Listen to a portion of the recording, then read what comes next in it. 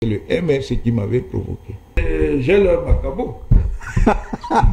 Vous avez le macabo du MRC. Bien entendu. Le MRC, le pauvre Kamto. Si je dis le MRC d'abord. Et après le pauvre Kamto. Bon, le pauvre Kamto en tant que membre du MRC, c'est pas une question personnelle. Mais pourquoi vous en avez autant de contre le MRC? Ils sont extrêmement négatifs. C'est un parti. Ils sont tous les militants du MRC. Ils sont extrêmement négatifs, monsieur Obama. Dans leur comportement ou dans l'idéologie? Dans leur comportement et dans leur orientation idéologique. Et depuis 2018, j'avertis les Camerounais que c'est en réalité un parti fasciste auquel il faut faire extrêmement attention. Mais c'est un stigma. Et au cours de l'émission, je vous donnerai des éléments pour confirmer ce que j'ai établi depuis 2018. Et ce qui se passe, même en 2025, me confirme dans cette perspective. Quel élément? On y est, parce qu'après ça on parlera... Les questions dont on va discuter, monsieur Obama, j'entends des gens... Les questions d'autres... Oui, sur les identités... On en parlera, parce que aujourd'hui, comme vous êtes arrivé en retard... L'agitation identitaire et tout ça... On ira jusqu'à 22h. Vous savez quand ça a commencé? Mais ça a commencé précisément avec le MRC. Ah, vous voulez dire que c'est le MRC? La conjoncture actuelle commence avec le MRC. Quand le secrétaire général de cette formation politique fait un communiqué pour indexer des médias et sous le prétexte que ces médias ne partagent pas la ligne du MRC, sous le prétexte que la ligne éditoriale de ces médias ne convient pas au MRC, le MRC indexe ces médias en faisant des médias, comme il dit, tribalistes. Le professeur Onangini qui était très critique vis-à-vis du régime. Aujourd'hui, certains estiment que vous nous faites au quotidien l'apologie du régime. Oui, quel est votre commentaire de cette appréhension? Obama, on est libre de ses engagements, que ce soit des engagements intellectuels, que ce soit des engagements idéologiques, que ce soit des engagements strictement partisans. On peut avoir un engagement idéologique sans être affilié à un parti politique. Maintenant, après, on peut décider d'évoluer et s'associer à un parti politique. Donc, je suis libre. Mais il y a quand même... Est-ce qu'il n'y a pas un problème de cohérence? Oui, mais la cohérence n'est pas absolue. Prof, si vous permettez. Oui. Ce qui faisait la marque au Nangini, c'est cette objectivité, cette neutralité. Je ne l'ai pas dit, permettez que je pose la question. Oui, oui, oui. C'est que cette neutralité, cette capacité à nous faire voir ce qu'on ne voyait pas. Je n'étais pas neutre. Vous n'étiez pas neutre. J'étais peut-être objectif, mais je n'étais pas neutre. Vous étiez contre le régime? Non, pas seulement contre le régime, disons critique du régime, mais pas du régime seul. Vous avez arrêté? Mais simplement, mon activité critique de l'époque était largement portée contre le régime, ça c'est la vérité. Et aujourd'hui, vous n'êtes plus critique alors? Aujourd'hui, je peux me mettre, mon potentiel critique est plus puissant, mais j'ai décidé de le mettre en berne. J'ai décidé de le mettre en berne. Est-ce que c'est pas pour des besoins de carrière? Oui, mais pourquoi pas? Est-ce qu'il est interdit de faire carrière? Je peux décider de faire carrière, où est le problème? Mais en réalité, le désir même de faire carrière ne change pas, disons, le format de mon cerveau, ni mes orientations. Est-ce qu'on ne vous a pas menacé? Parce qu'on sait qu'à un moment donné, vous étiez pressenti, les Camerounais vous ont plébiscité à un moment donné pour être le candidat à l'élection présidentielle. Quel Camerounais? Ah ben on l'a entendu partout dans les radios, à la télé. Tout le monde vous aimait, prof. Non, il faut être un peu sérieux, monsieur. Oui, je suis sérieux, prof. Très sérieux d'ailleurs. Il faut être un peu sérieux. Que des gens aient voulu faire de moi un acteur politique, soit. Mais de là à dire que les Camerounais m'ont plébiscité. Ils vous aimaient, parce que peut-être que le plébiscite n'est pas le mot approprié. N'est pas le mot approprié. Mais est-ce qu'il y a quand même des hommes politiques qui sont venus vers vous et qui vous ont dit, vous êtes notre choix? Lesquels? Non, bon, je ne sais pas si j'étais leur choix, mais il y a des gens qui ont essayé de m'associer à leur formation politique. Il y en a un certain nombre. Un an ou deux. Par exemple, paix à son âme, Bernard Mouna a voulu que je fasse partie de l'AFP, de l'Alliance des forces progressistes. Il y en a d'autres encore. Est-ce que votre nomination comme recteur, c'est ça qui a fait chambouler les choses? Non. C'est quoi alors, prof? Non. En réalité... Parce que vous savez pourquoi je pose la question? Oui. Vous êtes, je vous connais très bien. Oui. Il y a chez vous une sorte de détachement vis-à-vis du matériel. Il y a chez vous l'effacement. Mais bon Dieu, qu'est-ce qui peut donc amener un homme comme vous à changer de trajectoire. Oui, puisque matériellement, vous n'êtes pas, vous êtes à l'abri du besoin. D'ailleurs, vous êtes sûr? Quand j'ai dit, écoutez, prof, vous n'êtes pas fils d'agriculteur comme moi, quand même. Et en dehors de ça, c'est le complexe de classe, monsieur. C'est pas un complexe de classe, c'est que je vous connais. Et en dehors de ça, je ne vous vois pas dans votre manière de vivre, dans votre être, au monde très lié aux avantages, à l'intérêt, ou tout au moins au matériel. Je vais vous expliquer un peu. En réalité, le tournant, c'est au moment du fameux colloque sur l'action sociale de la première dame. Chantalisme.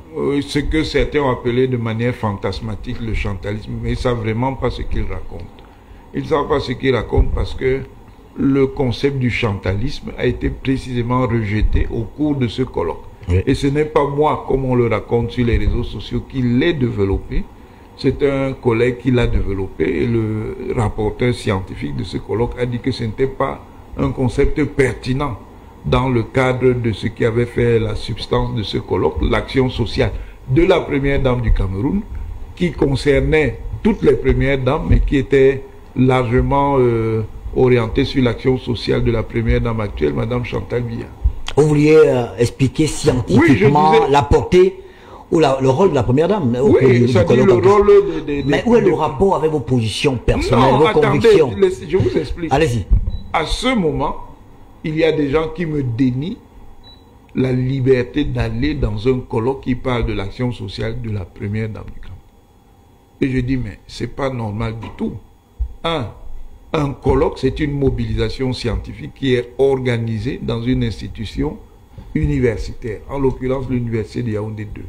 Ça fait partie normalement de l'activité de l'université. 2.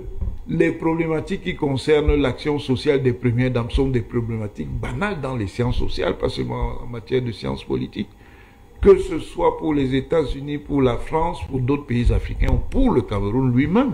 Donc on ne peut pas me dénier d'office le droit d'aller à ce colloque.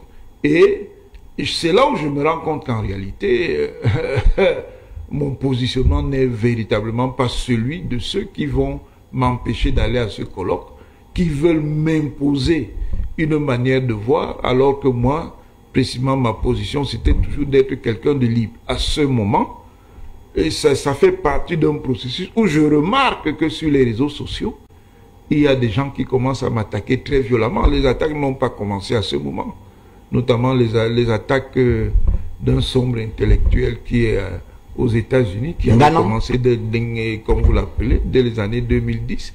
Mais dans les années 2014-2016, ça se renforce et j'essaie de comprendre pourquoi cela se faisait. C'est après que je comprends qu'en réalité, c'est parce que j'ai refusé, au final, de m'associer au projet politique du MRC que l'on m'attaque. Mais à quel moment vous savez que c'est lié au MRC? Je comprends que c'est lié au MRC au moment de cette conjoncture du colloque qui intervient en 2016. C'est là où je comprends qu'en réalité, on m'attaque parce que j'ai finalement choisi de ne pas entrer au mouvement de la Renaissance pour le Cameroun, c'est-à-dire en réalité dans cette logique-là, de me mettre au service de Maurice Kamto. Et je commence donc à faire un certain nombre de recoupements et je constate qu'il y a une forme de convergence entre ceux qui m'attaquaient déjà avant et un certain nombre d'acteurs sociaux plus ou moins importants qui se réclament du MRC. C'est là où j'ai compris de quoi j'ai choisi. J'ai dit non, en fait, finalement, on ne mène pas le même combat. Alors, si je comprends bien, le professeur Ouna a abandonné sa neutralité, tout au moins son objectivité, à cause Non. Peut-être, je vous ai dit que d'abord, je n'étais pas déjà neutre. Je suis objectif, mais en même temps, je suis engagé sans avoir nécessairement dans mes prises de position publiques une marque partisane. Je suis engagé. Mais vous parlez moins. Tout au moins, vous ne regardez plus avec un œil critique ce qui s'est fait. Non, ça c'est pas vrai du tout. Je peux regarder d'un œil critique, mais j'ai aussi développé une posture qui est une posture aussi d'explication, en quelque sorte, comme disait quelqu'un, de pédagogie sur l'action gouvernante. Et c'est ça en fait qui enrage beaucoup, parce qu'ils estiment que je n'ai pas le droit d'essayer de mettre en raison l'action gouvernante. Mais c'est mon choix, si je veux le faire. Dans le déclic, si je comprends bien, ça a été la conférence sur le rôle des premières dames du Cameroun. Parce que j'ai trouvé... Mais est-ce que c'est suffisant pour ce... Oui, mais bien sûr. Est-ce que c'est suffisant pour suffisant changer une ligne idéologique que vous avez, qui a été construite pendant des années, qui a fait de vous l'université exceptionnelle, prof? Je me rends compte qu'on ne mène pas les mêmes combats. C'est-à-dire qu'il y a des gens apparemment avec qui j'étais dans la même perspective, mais qui en réalité n'ont pas la même perspective que Votre moi. perspective est donc motivée par les influences extérieures ou la conviction personnelle? Oui, mais bien sûr, la conviction personnelle ne fonctionne pas en l'air, M. Obama. Elle fonctionne dans le monde réel et elle interagit avec d'autres convictions. Elle interagit avec la dynamique de l'action. Est-ce que vous voulez me dire ce soir que s'il y a un autre choc, le professeur Onanguini, comment vous savez, vous ne pouvez pas dire l'avenir. Il n'y aura pas d'autre choc. S'il y a un autre choc, on peut avoir un autre Onanguini d'ici 1 an, 2 ans. Même dans 10 ans si vous voulez, mais en tout cas, de toutes les manières, mon engagement politique, tel qu'il soit, dépend de moi. Il ne dépend de personne d'autre. C'est moi qui décide de faire les choix. Puisque à ce moment, il y a quelqu'un qui m'a dit que je ne m'appartenais pas, ce qui m'a beaucoup choqué. Je ne suis pas l'instrument de quelqu'un. Si je dois avoir un engagement politique ou idéologique, quel qu'il soit, c'est moi qui décide, pas les autres. Mais prof, quand on dit que vous ne vous appartenez plus, c'est parce que... Je ne suis l'otage de personne. Vous n'êtes pas otage, mais juste que... Dis à quelqu'un qui ne s'appartient plus, c'est faire de lui un otage. Non, il n'est pas otage. Mais c'est faire de lui un otage. Si vous ne vous appartenez pas, c'est que vous appartenez à quelqu'un ou à quelques autres. Non, c'est que vous appartenez à la mémoire collective de ceux-là qui ont fait de vous un centre de liberté. Pas du tout. Ben oui, c'était le cas. Donc vous pensez que je suis moins chambre de liberté maintenant? Ah non, on a quand même, c'est une impression peut-être que votre ligne a changé. Les impressions ne sont pas toujours fondées. Oui. Les impressions ne sont pas toujours fondées. Il faut faire des analyses profondes. Il ne faut pas vous en tenir aux apparences. La seule chose que je pourrais dire, c'est ça qui est la nuance, oui, c'est que je mettais beaucoup plus d'attention pour la part critique, ça c'est clair. Maintenant, à côté de la part critique, je développe un autre positionnement. Mais si c'est pour les dispositions critiques, elles sont même plus puissantes qu'il y a 15 ans. Plus puissantes? Bien sûr, puisque je suis beaucoup plus avancé, je suis beaucoup plus structuré, je suis beaucoup plus expérimenté. Et là, il n'y a même pas de comparaison possible entre le Onanguini il y a 15 ans et celui de maintenant. Il n'y a pas de comparaison Alors, possible. si j'ai fait l'exégèse de vos déclarations depuis le début de l'émission, en fait, vous avez compris que votre position aidait le MRC et vous avez dit stop. C'est bien ça, je me trompe? Bon, c'est une simplification. C'est pas le MRC. Pas une simplification, mais une interprétation. Oui, mais parce qu'une simplification, c'est un peu interprétative. Oui. C'est-à-dire, s'il ne s'agit pas simplement du MRC, il s'agit de beaucoup d'autres acteurs. Mais c'est à partir du MRC que j'ai compris des choses que je n'avais pas encore saisies à ce moment. Et ça, c'est donc la nuance entre l'intelligence et l'expérience. Ah, intelligence, expérience. Oui. Vous aviez... J'avais, entre guillemets, ou du moins, on me prêtait une intelligence. Une certaine intelligence, mais avec le temps, j'ai compris que vous avez acquis l'expérience. L'intelligence ne suffit pas, il faut l'expérience. L'expérience, vous l'avez acquise en un colloque en 3 jours? Non, pas en 3 jours. C'est un processus qui s'est déroulé sur plusieurs années. Pour comprendre d'abord pourquoi j'étais attaqué. Mais le changement a été brutal. Attendez, oui. Vous pouvez estimer que c'est brutal, il y a des conditions. Mais le processus ne s'est pas déroulé simplement à partir de là, c'est un processus progressif. Oui. Mais, à ce moment, c'est au moment où il y a le retournement. Ce retournement-là, il intervient dans ces conditions précises où je comprends qu'en réalité, il y a des gens qui ont un autre agenda qui en réalité n'est pas un agenda que je partage. Et ces gens-là, quand ils m'ont attaqué, j'ai donc compris de quoi il s'agissait. Et j'ai décidé de leur répondre. Voilà pourquoi en 2018, j'ai dit, bon, maintenant, l'heure est arrivée, je vais vous répondre. Et c'était en particulier orienté contre le MRC, parce que c'est le MRC qui m'avait provoqué. D'accord. Voilà. Est-ce que vous avez, il y a quelque chose de personnel entre le MRC et vous? Oui, là maintenant il y a quelque chose de personnel. C'est quoi? Clair. Vous n'aimez pas comme ça? Comme tu dirais, j'ai leur macabo. Vous avez le Macabo du MRC. Bien entendu. Le MRC, le pauvre Kamto. Si je dis le MRC d'abord. Et après, le pauvre Kamto. Bon, le pauvre Kamto en tant que membre du MRC, c'est pas une question personnelle. Mais pourquoi vous en avez autant de contre le MRC? Ils sont extrêmement négatifs. C'est un parti. Ils sont tous les militants du MRC. Ils sont extrêmement négatifs, monsieur Obama. Dans leur comportement ou dans l'idéologie? Dans leur comportement et dans leur orientation idéologique. Et depuis 2018, j'avertis les Camerounais que c'est en réalité un parti fasciste auquel il faut faire extrêmement attention. Mais c'est un stigma. Et au cours de l'émission, je vous donnerai des éléments pour confirmer ce que j'ai établi depuis 2018. Et ce qui se passe, même en 2025, me confirme dans cette perspective. Quel élément? On y est, parce qu'après ça on parlera... Les questions dont on va discuter, monsieur Obama, j'entends des gens... Les questions d'autres... Oui, sur les identités... On en parlera, parce que aujourd'hui, comme vous êtes arrivé en retard... L'agitation identitaire et tout ça... On ira jusqu'à 22h vous savez quand ça a commencé? Mais ça a commencé précisément avec le MRC. Ah, vous voulez dire que c'est le MRC? La conjoncture actuelle commence avec le MRC. Quand le secrétaire général de cette formation politique fait un communiqué pour indexer des médias, et sous le prétexte que ces médias ne partagent pas la ligne du MRC, sous le prétexte que la ligne éditoriale de ces médias ne convient pas au MRC, le MRC indexe ces médias en faisant des médias, comme il dit, tribalistes. C'est fait exprès, monsieur Obama. Ah bon? C'est une stratégie politique, c'est de dire, si vous n'adoptez pas notre ligne, on vous stigmatise. C'est ce que j'appelle le chantage identitaire. Si vous ne voulez pas accepter que notre leader, c'est le leader qu'il faut pour le Cameroun, si vous ne voulez pas accepter que notre formation, c'est la formation qu'il faut pour assurer le leadership du Cameroun, on va décréter que vous êtes des tribalistes. C'est du chantage. Et c'est de la manipulation identitaire et c'est très dangereux. Et tout ce qui découle, même les débats que nous avions aujourd'hui, viennent de là, monsieur Obama. Donc vous accusez le MRC d'être à l'origine de l'ambiance. Votre propre média a été indexé. Sur quelle base?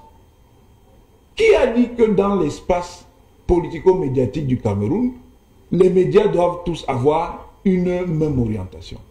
Nous sommes censés être un pays de pluralisme politique et de pluralisme démocratique, dont les médias ont la liberté d'avoir telle ou telle orientation éditoriale. La seule limite, c'est de dénoncer cette orientation éditoriale en respect des lois de la République, en respect de l'ordre public et de ses composants, notamment la tranquillité publique. C'est simplement ce qu'on peut exiger de tel ou tel autre média. Mais personne, monsieur Obama, n'a, si vous estimez avoir une ligne éditoriale dans tel ou tel sens, à vous imposer de la changer. Vous la changez de vous-même. Ce n'est pas qu'on va dire comme Obama et B-News disent des choses qui ne nous plaisent pas. Ils sont tribalistes. Ça veut dire que c'est une stratégie délibérée de tribalisation de l'espace médiatique. Ah, vous accusez le MRC d'être... je n'accuse pas. C'est le MRC qui promeut le tribalisme. Ce sont des faits. Sur quelle base on peut décréter que parce qu'un média, selon le MRC, oui, n'a pas un positionnement qui convient au MRC, il est tribaliste. Tribalisme d'abord par rapport à quelle tribu? Contre quelle tribu? On en parlera. Je veux qu'on liquide rapidement les questions d'ordre politique. Pour finir avec le MRC, avant d'évoquer le parti au pouvoir, le RDPC, vous pensez que le professeur Kamto sera candidat à l'élection présidentielle? Il peut être formellement candidat, mais dans des conditions restrictives. Il ne peut pas être candidat pour le compte de sa formation politique. Ça, oui, c'est exclu. Parce que lui-même s'est exclu de la compétition politique depuis le boycott qu'il a décidé avec sa formation politique lors des élections législatives et municipales. Je vous demande de faire un commentaire justement sur cette décision qui a été qualifiée d'historique à l'époque, celle de ne pas aller aux élections. Historique en quoi? Je ne vois pas. C'est une décision. Les militants du MRC ont applaudi. C'est une décision catastrophique. Ils ont fait semblant d'applaudir. Vous savez que c'est quelque chose qui a profondément frustré les militaires et les cadres du MRC. Ne vous en tenez pas aux apparences. Ils étaient très enthousiastes. Ils voulaient démontrer à la concurrence politique, notamment au RDPC, de quoi ils sont capables. Ils avaient commencé à se préparer. On leur avait dit, et le leader du parti l'a dit, on va aller aux élections. Et puis, au dernier moment, ils décident que le parti ne va pas. Ces gens, en réalité, pour la plupart, ont été profondément frustrés. Mais comme il faut sauver les apparences, ils font comme si cela n'avait pas été le cas. Est-ce que, si vous qui êtes expert des questions politiques, entre 2018 et aujourd'hui, l'épaisseur du professeur Kamto a augmenté ou alors... Je crois qu'elle est plutôt en net recul. En net recul, pourquoi? Je crois qu'elle est en net recul. Mais le prof, on le voit sur le terrain, il a rencontré oui, mais les acteurs de la culture. Oui. J'ai appris ce matin qu'il a rencontré les médecins. Bon, les acteurs de il est quand même dans une stratégie politique bien, les acteurs de la culture, oui. C'est bien de rencontrer les acteurs de la politique. Mais ce serait mieux de ne pas s'associer à des groupes d'intérêt ou à des groupes de pression qui, eux, menacent les acteurs de la culture. Comme la BAS. Le MRC a beau prétendre qu'il n'est pas lié à la BAS, il est parfaitement lié à la BAS. Il est clair qu'il y a un courant de transaction entre la BAS. Ça, c'est une affirmation. Ce n'est pas une affirmation. Mais qu'est-ce que vous pouvez justifier avec preuve à l'appui que le MRC est lié à la BAS? L'observation politique et l'observation politologique se font à partir de l'observation sensible. Chaque fois que M. Kamto est allé à l'extérieur, parmi les gens qui l'accueillent, il y a toujours des gens de la BAS. Parmi les gens qui assurent sa sécurité, il y a toujours des gens de la BAS. Parmi les gens qui s'occupent de lui, dans les civilités qu'il y a au cours d'une visite, il y a toujours des gens de la BAS. Et vous voulez me dire qu'il n'y a pas de transaction politique? Il est clair qu'il y a des transactions politiques entre le MRC comme parti et la BAS comme un groupe parapolitique. Vous avez suivi la sortie des évêques sur la candidature du président Biya. Oui. Le monseigneur Cléda estime qu'elle n'est pas réaliste. L'évêque de Yagua estime que il préfère le diable par rapport au régime en place. Non, c'est le monseigneur Yago de Yagua. Yagua, c'est celui qui l'a dit. Oui. Vous êtes favorable à la candidature du président Biya à l'élection présidentielle? Le problème n'est pas d'abord d'être favorable ou d'être défavorable. Répondez d'abord à ma question. Non, le problème n'est pas d'abord M. Obama. Attendez. Vous fuyez les questions alors? Le problème n'est pas d'abord là. Le problème est où? Moi, je suis d'abord politologue. Oui. Le problème est d'abord d'analyser le contexte et les conditions. C'est-à-dire quoi? Est-ce que Paul Biya ne peut pas être candidat?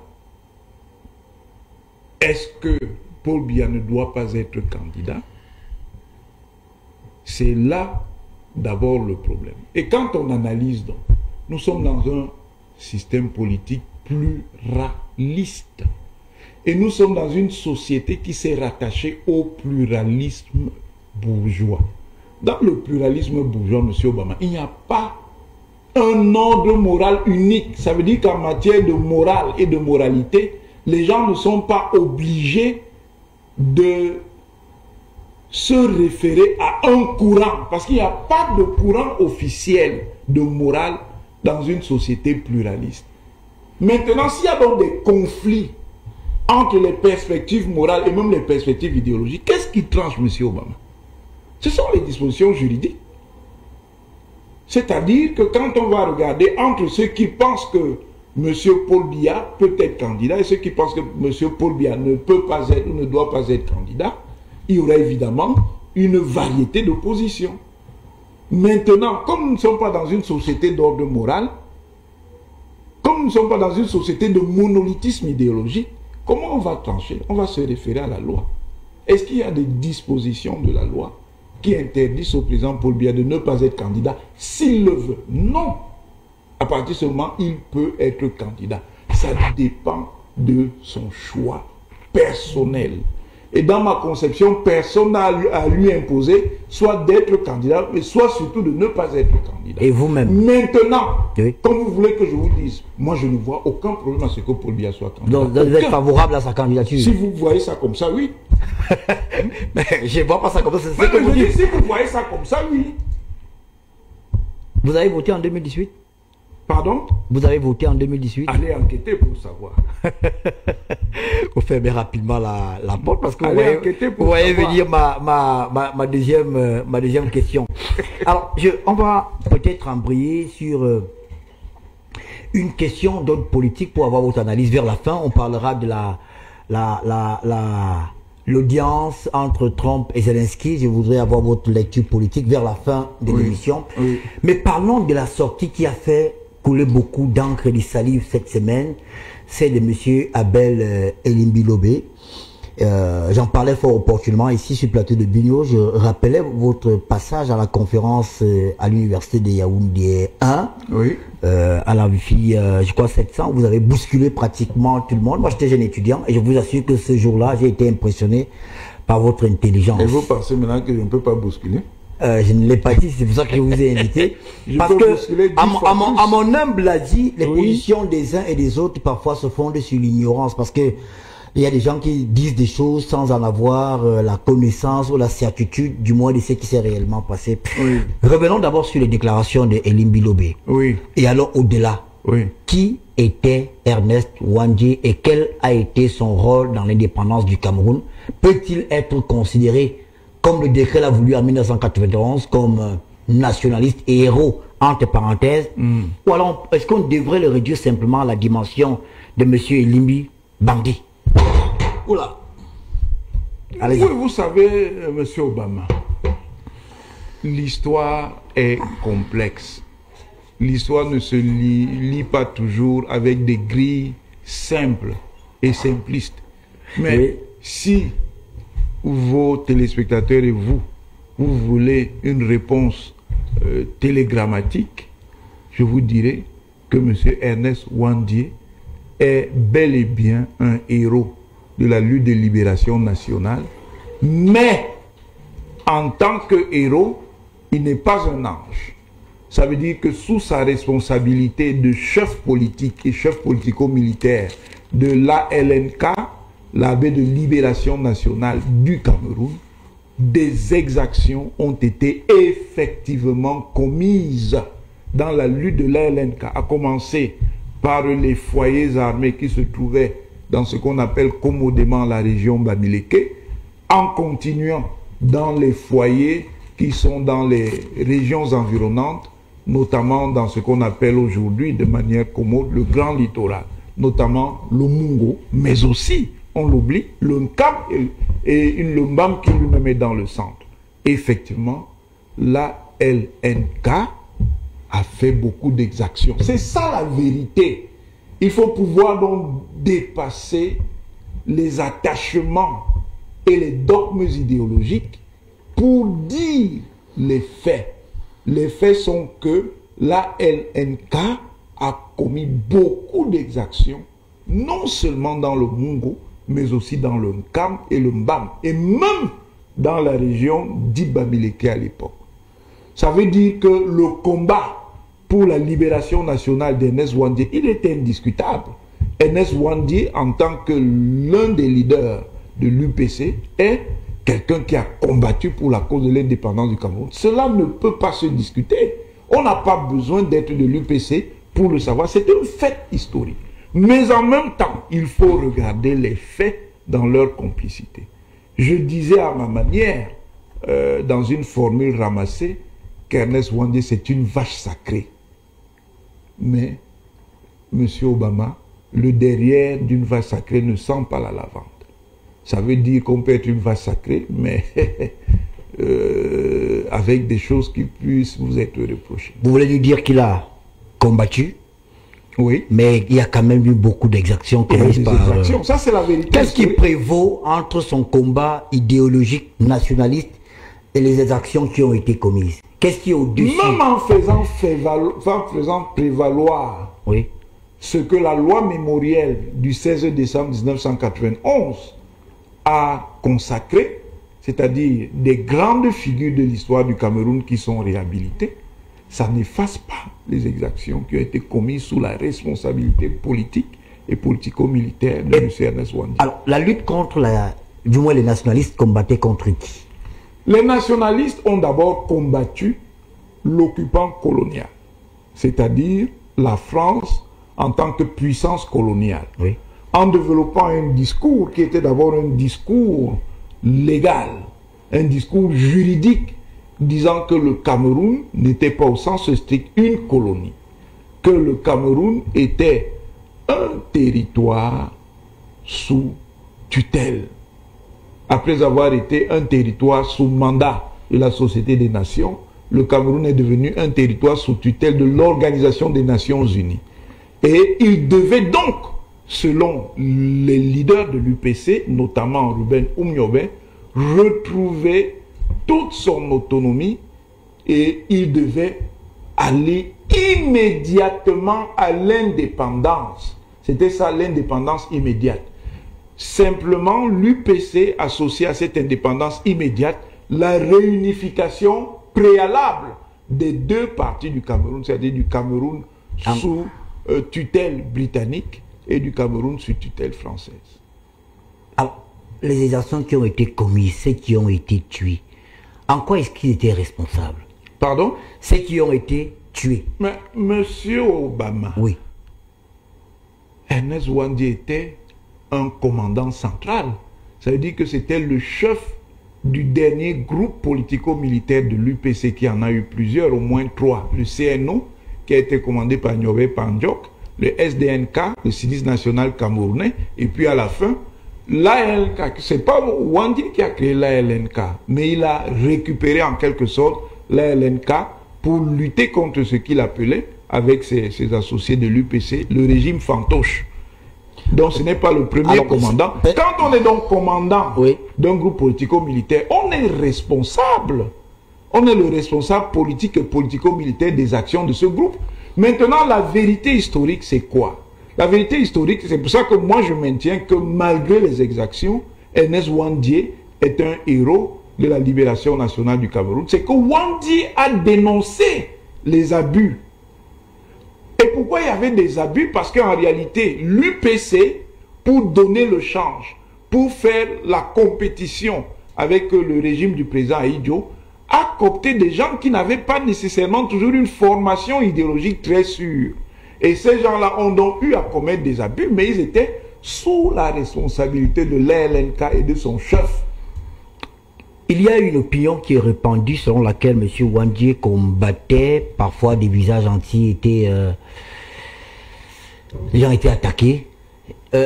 Jusqu'où s'arrêtait ce qu'on considère aujourd'hui comme des grassfields avant les indépendances? Les grassfields, dans la conception des sciences humaines et sociales, c'est pour l'essentiel ce que nous appelons administrativement et politiquement aujourd'hui le nord-ouest et l'ouest.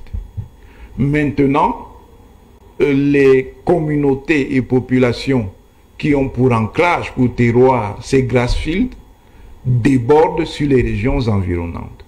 Et le Mungo est donc l'un des lieux de l'expansion migratoire de ces communautés, où ces communautés se sont fixées. Elles ne commencent pas à se fixer. Qui est autochtone du Mungo? Mais les autochtones du Mungo, dans notre compréhension conventionnelle, ce sont les populations dites Mbo. C'est-à-dire quand on dit Mbo, c'est un concept englobant. Vous avez là-dedans les Bakaka, vous avez les Ninons, vous avez les Manéas, vous avez les Bafouns, vous avez beaucoup d'autres groupes. C'est ces grands ensembles qui constituent ce qu'on appelle l'ensemble Mbo, qu'on appelle aujourd'hui beaucoup plus Ngoni Songo. C'est cet ensemble de communautés qui sont, pour l'essentiel, les autochtones du Mungo. Il faut ajouter les Mpo, c'est-à-dire les Bakoko, et il faut ajouter d'autres groupes, comme les Pongo, par exemple. Donc, on peut comprendre aujourd'hui que l'arrivée d'autres ethnies dans cette région, elle n'est pas liée à Ernest Ouandi? Non, les groupes commencent à migrer. Les groupes migratoires, c'est normal. Oui, les groupes commencent à migrer entre les années 20 et les années 30. Oui. Et l'administration coloniale, ainsi que le colonat économique, c'est-à-dire ceux qui font des affaires à l'époque coloniale, vont en quelque sorte importer de la main-d'œuvre qui vient donc du terroir bamileke, où il y a déjà une crise sociale en raison de la démographie qui crée des tensions dans les chefferies et particulièrement des tensions foncières. Et ça pèse en particulier sur les coûts sociaux les plus défavorisés dans la région Bamileke, qui pour essayer de s'épanouir vont donc sortir du pays Bamileke pour aller s'installer ailleurs.